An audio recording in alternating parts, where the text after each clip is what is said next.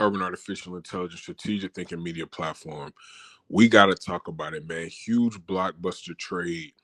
Huge NBA blockbuster trade, man. When I first seen this trade, it took me about 10 to 15 minutes to actually confirm it. I didn't think it was real. I checked multiple sources. I seen it on ESPN, kept refreshing it, making sure it was real.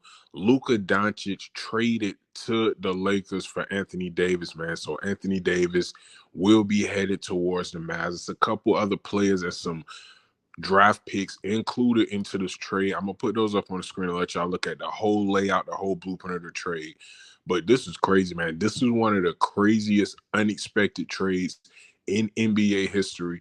This is beyond blockbuster, and we about to get into it, man. This is insane. I first want to talk about the conspiracy theories surrounding us. We're going to get into the basketball stuff, but let's talk about the conspiracy theories first. And maybe they're not conspiracy theories. I don't know. Maybe they make sense because this trade, it came out of nowhere.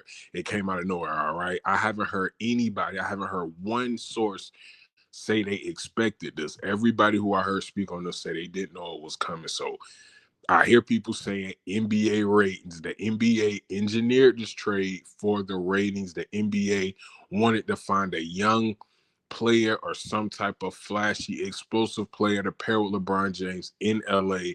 Luka is the guy to do that. I don't believe that. That is what people are saying. That was some conversations I seen on Reddit, on Twitter. How much do y'all think this has to do with the ratings? Do y'all think this is an engineered trade? Or do y'all feel like Dallas did what they had to do to get better? Los Angeles is taking the steps that they think they should be taking to get better. Get in the comments and let me know.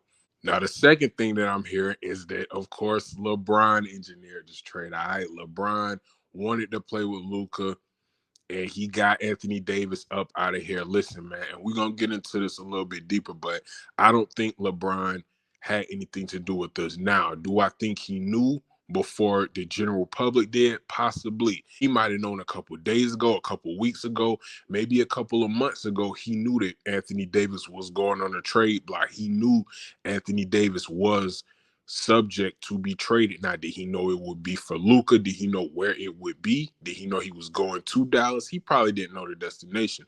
But if he knew anything, he probably did know it was a possibility. It's a business. LeBron is the most important player on the roster, obviously. So for them to say that this completely blindsided LeBron, I don't know.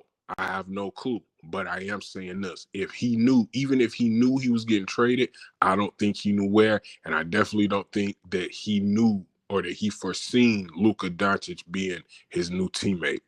Now, another thing that I'm hearing, a lot of people are saying that Mavericks initiated this. That's why I don't believe LeBron asked for this. I don't believe LeBron was asking the Lakers front office to entertain offers for Anthony Davis. I don't think that's LeBron's mindset. I don't think that's what was going on. Something that the Mavs are seeing in Luka is making them want to get rid of him for whatever reason.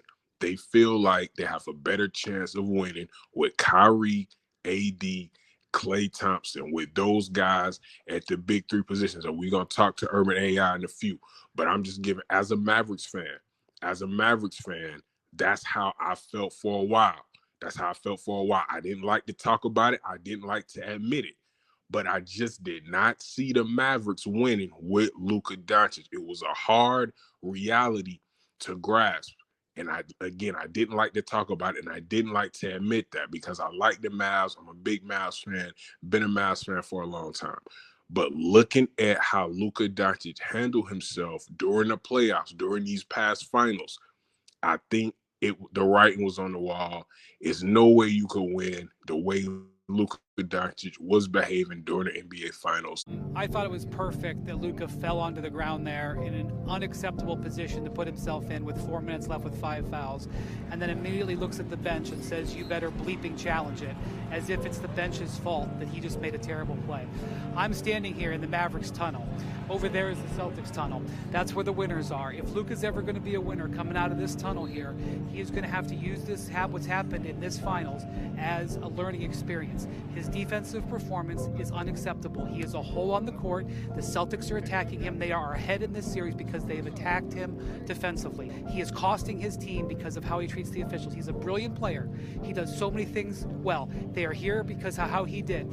His performance in this game is unacceptable, and the reason why the Mavericks are not going to win. And that's where the Mavericks are at this point. They're never going to get to this tunnel with the trophy if he doesn't improve those aspects of his game. It's not about attacking Luka, but in that specific system in Dallas, I did not see the Mavericks being inviting enough to the free agents. We got Kyrie, we got some other nice players, but nobody wanted to play with Luka. You know, for him to have the talent that he had, for him to be as young as he is, he didn't get a lot of people lining up to play in Dallas. Luka was also scheduled to receive the Supermax. I think it was around 5 years for $345 million. That's around 69 to 70 million a year.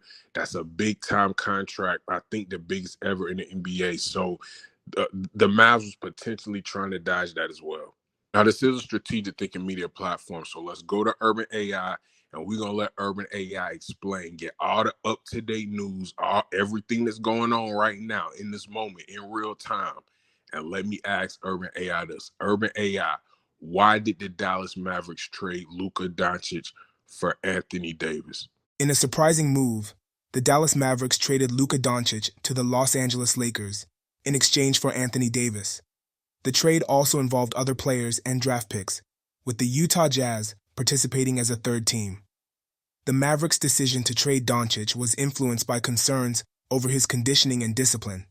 Reports suggest that the organization was dissatisfied with his approach to nutrition and fitness, which impacted his performance and durability. Additionally, the Mavericks aim to strengthen their defense, an area where they have struggled. Acquiring Anthony Davis, known for his defensive prowess, addresses this need and aligns with the team's strategy to enhance their defensive capabilities. Financial considerations also played a role. By trading Doncic, the Mavericks avoid committing to a Supermax contract extension, which would have significantly impacted their salary cap flexibility. This move allows them to manage their financial resources more effectively while building a competitive roster. In summary, the Mavericks traded Luka Doncic for Anthony Davis due to concerns about Doncic's conditioning, a strategic focus on improving defense, and financial considerations regarding future salary commitments. Okay, now that's a good explanation. And a lot of that is coming from, I think it's the GM of the Mavericks. He spoke on this. He gave a couple of reasons why. He talked about defense. All right, Luka did not play defense. And I'm telling y'all this, man. The Mavericks knew they were going to trade Luka Doncic the end of the finals. The way the finals ended, I guarantee you, the Dallas Mavericks knew we are not giving him the Supermax. We cannot give a man $70 million who does not play defense. We cannot give a man $70 million a year who flops that much, who complains that much, who doesn't stay in shape. It is what it is.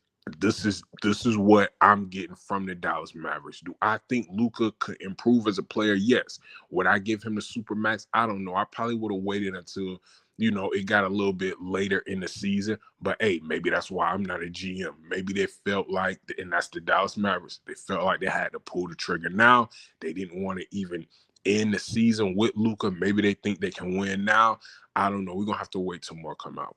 Now, let's get to some basketball stuff. All right, how does this affect each of these teams on the floor? I'm going to start with the Mavericks. The Mavericks have more depth at this point. All right, the Mavericks have more depth. I'm not going to say they've gotten better yet, because when you lose somebody like Luka Doncic, we got to wait and see everybody clicking on the floor together. But from paper, looking at the paper, and from just the analytical perspective, you got AD and Kyrie running the pick and roll. If AD is healthy, that's going to be unstoppable. Kyrie and AD running the pick and roll, that's unstoppable. Clay in the corner, PJ Washington. And, AD is going to be able to play the 4. He's not going to have to play the 5 no more. We know he don't like playing the 5. He don't like guarding Nikola Jokic, and he don't like guarding, Joel Embiid. He don't like guarding big guys like that. So he's going to be able to play the 4. The Mavericks got Derek Lively and Gofford at the center position. So AD is going to be able to chill. He's going to be able to relax. Even when he on the bench, the Mavericks are still going to have some size. So that is a plus for the Mavericks. Now, as far as the Lakers are concerned, that's a little bit different. That's more of a unique lineup. And I'm going to have each of the potential lineups on the screen for y'all to look at them now. I don't know how this is going to work. You got two ball dominant guards.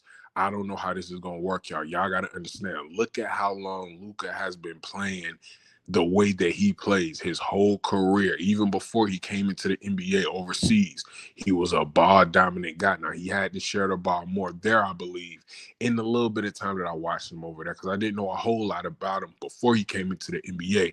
But with me being a Maverick fan for a long time, over 20 years at this point, Luka Doncic has always been a ball dominant guy. Kyrie, when he came to Dallas, he had to take the back seat. And I believe that's why LeBron did not want to come to Dallas. If it was just Kyrie there before, I think LeBron would have came to Dallas, but he knew he would have to take the back seat to Luka. Now with Luka coming to LA, all right, with Luka going to LA, LeBron can kind of pass the baton to Luka and take over the LA franchise, but that's going to put him in the leader position, and that's going to go for on the court too. All right, so Luka is going to have to adjust to LeBron. Now, LeBron is getting older. All right, LeBron is getting older, so he's going to be on the bench more. Luka is going to take some of that load, but LeBron is going to hand it, it's not LeBron's job, but the Los Angeles Lakers trainers is going to have to keep Luka in shape, man. When he gets to that Laker uniform, when he puts on that Laker uniform, when he gets to that arena, he see those jerseys in the rafters, he's going to have to understand, and it's going to have to give him some motivation that winning comes first. When you go to a place like that, you see LeBron, you see Magic jersey, Kareem, Kobe, Shaq.